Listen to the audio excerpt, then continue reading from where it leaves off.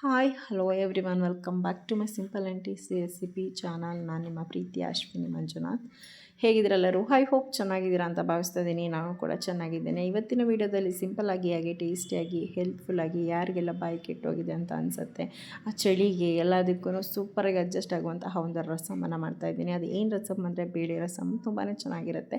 ಹೇಗೆ ಮಾಡೋದು ಅಂತ ತೋರಿಸ್ತಾ ಇದ್ದೀನಿ. ಮೊದಲನೇದಾಗಿ ನಾನಿಲ್ಲೊಂದು ಕುಕ್ಕರನ್ನು ತೊಗೊಂಡಿದ್ದೀನಿ. ಅದಕ್ಕೆ ಒಂದು ಅರ್ಧ ಕಪ್ಪಷ್ಟು ಅಥವಾ ಒಂದು ಕಪ್ ನಿಮಗೆ ಎಷ್ಟು ಬೇಕು ಕ್ವಾಂಟಿಟಿ ಅಷ್ಟು ಬೇಳೆಯನ್ನು ಹಾಕ್ಕೊಂಡು ತೊಳೆದಿಟ್ಕೊಂಡು ಸ್ವಲ್ಪ ನೀರನ್ನು ಹಾಕಿದ್ದೆ. ಆ ಒಂದು ನೀರು ಸಹಿತನೇ ನಾನು ಬೇಳೆನ ಸೇರಿಸ್ಕೊಂಡು ಹಾಗೆ ಒಂದು 2 ಹಚ್ಚಿಟ್ಕೊಂಡಿರೋಂತಹ ಹುಳಿ ಟೊಮೆಟೊ, ಹಾಗೆ 3 ಖಾರಕ್ಕನುಗುಣವಾಗಿ ಹಸಿಮೆಣಸಿನ್ಕಾಯಿ, ಸೊ ಒಂದು ಗೆಡ್ಡೆ ಈರುಳ್ಳಿಯನ್ನು ಸೇರಿಸ್ಕೊಳ್ತಾ ಇದ್ದೀನಿ. ನೋಡಿ, ಒಂದೇ ಒಂದು ಈರುಳ್ಳಿನ ಸಣ್ಣದಾಗಿ ಕಟ್ ಮಾಡಿ ಹಾಕ್ಕೊಳ್ತಾ ಇದ್ದೀನಿ. ಹಾಗೆ ಸ್ವಲ್ಪ ಕರಿಬೇವು, ಸ್ವಲ್ಪ ಎಣ್ಣೆಯನ್ನು ಸೇರಿಸ್ಕೊಳ್ತಾ ಇದ್ದೀನಿ. ಎಣ್ಣೆ ಹಾಕೋದ್ರಿಂದ ತುಂಬ ಸಾಫ್ಟಾಗಿ ಬೇಯುತ್ತೆ. ಹಾಗೆ ಇಲ್ಲಿ ಒಂದು ಅರ್ಧ ಟೀ ಸ್ಪೂನಷ್ಟು ಅರಿಶಿನವನ್ನು ಸೇರಿಸ್ಕೊಳ್ತಾ ಇದ್ದೀನಿ. ಅರಿಶಿನ ಕೂಡ ಹಾಕೋದ್ರಿಂದ ಹೆಲ್ತ್ಗೆ ತುಂಬಾ ಒಳ್ಳೆಯದು.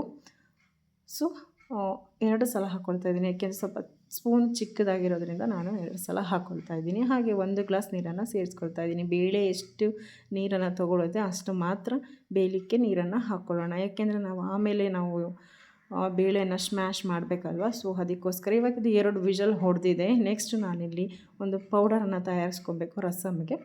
ಏನು ಪೌಡರಪ್ಪ ಅಂದರೆ ಇದು ಎಕ್ಸ್ಟ್ರಾ ಪೌಡರು.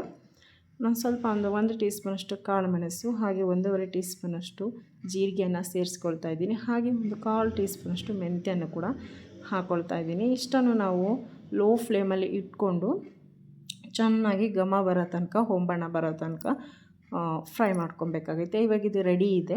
ನೆಕ್ಸ್ಟ್ ನಾನಿಲ್ಲಿ ಒಂದು ಪ್ಲೇಟಿಗೆ ಹಾಕ್ಕೊಳ್ತಾ ಇದ್ದೀನಿ. ಇದು ಪೂರ್ತಿ ಕಂಪ್ಲೀಟಾಗಿ ತಣ್ಣಗಾಗಬೇಕಲ್ವ. ಸೊ ಅದಕ್ಕೋಸ್ಕರ ಸ್ಟವನ್ನು ಆಫ್ ಮಾಡಿಕೊಂಡು ಪ್ಲೇಟ್ಗೆ ಸರ್ವ್ ಮಾಡಿದ್ದೀನಿ. ನೆಕ್ಸ್ಟು ನಾನಿಲ್ಲಿ ಕುಕ್ಕರನ್ನು ಓಪನ್ ಮಾಡ್ಕೊಂಡಿದ್ದೀನಿ. ನೋಡಿ, ಈ ಥರ ಸ್ವಲ್ಪ ತರಿಯಾಗಿ ಪೌಡರ್ ಮಾಡ್ಕೊಬೇಕು. ಇಲ್ಲಾಂದರೆ ಕುಟ್ಟಾಣಿ ಇದ್ದರೆ ನೀವು ಕುಟ್ಟಾಣಿನಲ್ಲೇ ಮಾಡ್ಕೊಳ್ಳಿ. ನಾನಿಲ್ಲಿ ಮಿಕ್ಸಿ ಜಾರಲ್ಲಿ ಮಾಡಿದ್ದೀನಿ. ನೋಡಿ, ಇವಾಗ ಒಂದು ಸ್ಮ್ಯಾಶರ್ ತೊಗೊಳ್ಳಿ. ನಿಮ್ಮ ಸ್ಮ್ಯಾಶರ್ ಇಲ್ಲ ಅಂತ ಅಂದರೆ 1-2 ಸಲ ಮಿಕ್ಸಿಗೆ ಹಾಕಿ ಒಂದು ಸಲ ಆನ್ ಮಾಡಿ ಆಫ್ ಮಾಡಿದ್ರೆ ಕಂಪ್ಲೀಟಾಗಿ ಕೂಲ್ ಆದಮೇಲೆ ಮಾಡಿ ಅಂತಲೇ ಹೇಳ್ತೀನಿ. ಯಾಕೆಂದರೆ ಮಿಕ್ಸಿ ಜಾರ ಹಾಳಾಗಬಾರ್ದಲ್ಲ, ಅದಕ್ಕೆ. ಈಗ ಒಂದು ಒಗ್ಗರಣೆ ಕೊಟ್ಕೊಂಬಿಡೋಣ. ಒಗ್ಗರಣೆಗೆ ಒಂದು 2 ಟೀ ಸ್ಪೂನಷ್ಟು ಅಥವಾ 1.5 ಟೇಬಲ್ ಸ್ಪೂನಷ್ಟು ಆಯಿಲನ್ನು ಹಾಕ್ಕೊಂಡಿದ್ದೀನಿ. ಹಾಗೆ 1 ಟೀ ಸ್ಪೂನಷ್ಟು ಸಾಸಿವೆ, ಅರ್ಧ ಟೀ ಸ್ಪೂನ್ ಜೀರಿಗೆ, 1-2 ಒಣಮೆಣಸಿನಕಾಯಿ, ಸ್ವಲ್ಪ ಕರಿಬೇವು, ಹಾಗೆ 1 ಗೆಡ್ಡೆ ಬೆಳ್ಳುಳ್ಳಿ ಸಿಪ್ಪೆ ತೆಗೆದು ಹಾಗೆ ಜಜ್ಜಿ ಹಾಕ್ಕೊಂಡಿದ್ದೀನಿ. ಹಾಗೆ ಸ್ವಲ್ಪ ಹಿಂಗನ್ನು ಸೇರಿಸ್ಕೊಳ್ತಾ ಇದ್ದೀನಿ. ಹಿಂಗು ಇಷ್ಟನ್ನು ಚೆನ್ನಾಗಿ ಫ್ರೈ ಮಾಡ್ಕೊಬೇಕು. ನೋಡಿ, ಬೆಳ್ಳುಳ್ಳಿ ಚೆನ್ನಾಗಿ ಫ್ರೈ ಆಗಿ ಅದು ಘಮ ಬರಬೇಕು ಅಲ್ಲಿ ತನಕ. ನಾನಿಲ್ಲಿ GRB ಅವರ ರಸಮ್ ಪೌಡರ್ ಯೂಸ್ ಮಾಡ್ತಾಯಿದ್ದೀನಿ. ನಿಮಗೆ ಇಷ್ಟ ಇಲ್ಲ ಅಂತ ಹೇಳಿದ್ರೆ ನೀವು ಬೇಳೆ ಸಾಂಬಾರು ಪುಡಿ, ಮನೆಯಲ್ಲಿ ಇರುವಂತಹ ಬೇಳೆ ಸಾಂಬಾರು ಪುಡಿಯನ್ನು ಕೂಡ ಸೇರಿಸ್ಕೊಂಡು ಮಾಡ್ಕೊಬಹುದು. ಸೊ ಇದ್ರ ಬದಲಾಗಿ ಅದನ್ನು ಸಹ ಸೇರಿಸ್ಕೊಬೋದು. ಇದನ್ನು ಹಾಕಿದ್ದೀನಿ ಎಕ್ಸ್ಟ್ರಾ ಚೆನ್ನಾಗಿರುತ್ತೆ ಅಂತ ಹೇಳಿ. ಹಾಗೆ ನಾನಿಲ್ಲಿ ಬೇಳೆ ಕಟ್ಟಿಯನ್ನು ಕೂಗಿಸ್ಕೊಂಡಿದ್ದೆ, ಅದನ್ನು ಸಹ 2-3 ಸೌಟಷ್ಟು ಹಾಕ್ಕೊಂಡು ಚೆನ್ನಾಗಿ ತಿರುಗಬೇಕಾಗತ್ತೆ. ಇದೊಂದು ಅರ್ಧ ಸೆಕೆಂಡು ಚೆನ್ನಾಗಿ ಫ್ರೈ ಒಂದು ಅರ್ಧ ನಿಮಿಷ ಚೆನ್ನಾಗಿ ಫ್ರೈ ಆಗಬೇಕು. ಇದು ಚೆನ್ನಾಗಿ ಎಲ್ಲ ಫ್ರೈ ಆಗಿದೆ. ನೆಕ್ಸ್ಟು ಅದೇ ಬಾಣಲಿಗೆ ಸ್ವಲ್ಪ ಹುಣಸೆ ರಸವನ್ನು ಸೇರಿಸ್ಕೊಳ್ತಾ ಇದ್ದೀನಿ. ಹುಣಸೆ ರಸ ಕೂಡ ಅದೇ ಬಾಣಲಿಗೆ ಸೇರಿಸಿ ಈ ರೀತಿಯಾಗಿ ಅದನ್ನು ತೊಳೆದು ಸೇರಿಸ್ಕೊಳ್ತಾ ಇದ್ದೀನಿ. ನಿಮ್ಗೆ ಎಷ್ಟು ಬೇಕು ರಸಮ್ ಮಾಡ್ತಾಯಿದ್ರೆ ಸ್ವಲ್ಪ ನೀರು ಕ್ವಾಂಟಿಟಿ ಜಾಸ್ತಿ ಬೇಕಾಗುತ್ತೆ. ನೋಡಿ, ಇಷ್ಟು ನೀರನ್ನು ಸೇರಿಸ್ಕೊಂಡಿದ್ದೀನಿ. ಈ ಒಂದು ಕನ್ಸಿಸ್ಟೆನ್ಸಿಯಲ್ಲಿ ಇದ್ದರೆ ಸಾಂಬಾರು ಪರ್ಫೆಕ್ಟಾಗಿರುತ್ತೆ. ಈ ಒಂದು ರಸಮ್ ಆಗಲಿ, ಇದಕ್ಕೆ ರಸಮ್ ಅಥವಾ ತಿಳಿ ಸಾಂಬಾರು ಅಂತ ಹೇಳ್ತೀವಿ. ಇದೇ ಟೈಮಲ್ಲಿ ನಾನು ರುಚಿಗೆ ತಕ್ಕಷ್ಟು ಉಪ್ಪನ್ನು ಕೂಡ ಸೇರಿಸ್ಕೊಂಡಿದ್ದೀನಿ.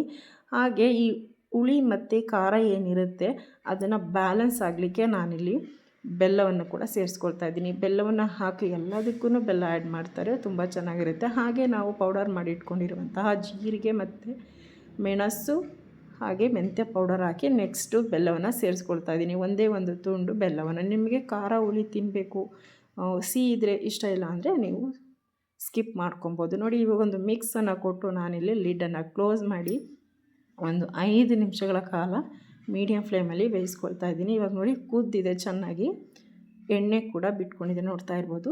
ಇಷ್ಟು ಚೆನ್ನಾಗಿದ್ರೆ ಸಾಂಬಾರು ರೆಡಿಯಾಗಿದೆ ಅಂತ ಅರ್ಥ. ಆ ಒಂದು ಥಿಕ್ನೆಸ್ ಆಗಲಿ, ಕ್ವಾಂಟಿಟಿ ಆಗಲಿ, ಕಲರ್ ಆಗಲಿ ಸಕ್ಕತ್ತಾಗಿದೆ. ಟೇಸ್ಟ್ ಆಗಲಿ, ಆ ಒಂದು ಪರಿಮಳ ಆಗಲಿ ತುಂಬಾ ಸೂಪರಾಗಿದೆ. ಲಾಸ್ಟಲ್ಲಿ ಕೊತ್ತಂಬರಿ ಸೊಪ್ಪನ್ನು ಕೂಡ ಸೇರಿಸ್ಕೊಳ್ತಾ ಇದ್ದೀನಿ. ಸೇರಿಸ್ಕೊಂಡು ಒಂದು ಮಿಕ್ಸನ್ನು ಕೊಟ್ಟು ನಾನಿಲ್ಲಿ ಸ್ಟವನ್ನು ಆಫ್ ಮಾಡ್ಕೊಳ್ತಾ ಇದ್ದೀನಿ. ನೋಡ್ತಾ ಇರ್ಬೋದು, ಈ ಒಂದು ರಸಮ್ ತಿಳಿ ಸಾಂಬಾರು ಏನು ಹೇಳ್ತೀವಿ ತುಂಬಾ ರುಚಿಯಾಗಿರುತ್ತೆ. ಹಾಗೆ ಕೂಡ ಕುಡಿಬೋದು ಅಂತಲೇ ಹೇಳ್ಬೋದು. ಯಾಕೆಂದರೆ ನಾಲಿಗೆ ಕೆಟ್ಟೋಗಿರುತ್ತೆ ಅಲ್ವಾ, ಈ ಜ್ವರ ಗಿರ ಬಂದು ಬೆಂಡಾಗಿರುತ್ತೆ, ಏನೇ ಟೇಸ್ಟ್ ಇರೋದಿಲ್ಲ. ಆ ಟೈಮಲ್ಲಿ ಒಂದು ರಸಮನ್ನು ಮಾಡಿ ಕುಡಿದ್ಬಿಟ್ರೆ ಅಲ್ಲಿಗೆ ಸಕ್ಕತ್ತಾಗಿರುತ್ತೆ, ಟೇಸ್ಟು ಒಳ್ಳೆ ಟೇಸ್ಟ್ ಇರುತ್ತೆ ಅಂತ ಹೇಳ್ತಾ, ಮನೆಯಲ್ಲೇ ನೀವು ಒಮ್ಮೆ ಟ್ರೈ ಮಾಡಿ ಹಾಗೆ ಹೇಗಿತ್ತು ಅಂತ ಕಮೆಂಟ್ ಬಾಕ್ಸಲ್ಲಿ ತಿಳಿಸಿ ಅಂತ ಹೇಳ್ತಾ, ಟೇಕ್ ಕೇರ್, ಬಾಯ್ ಬಾಯ್.